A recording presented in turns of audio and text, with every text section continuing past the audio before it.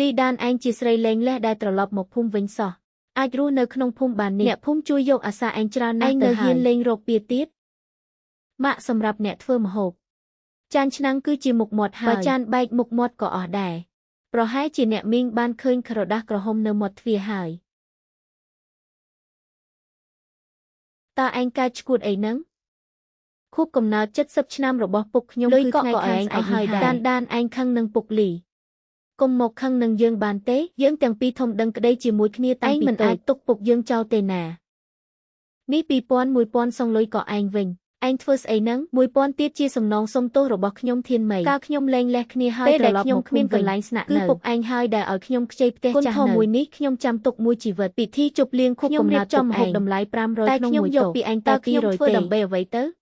គឺដើម្បីដឹងគុណដែលពុកឯងធ្លាប់ជួយខ្ញុំកាលនោះគឺដើម្បីមនោសញ្ចេតនាយើងតាំងពីក្មេងមកតែមនោសញ្ចេតនាមួយនេះត្រូវបានគេ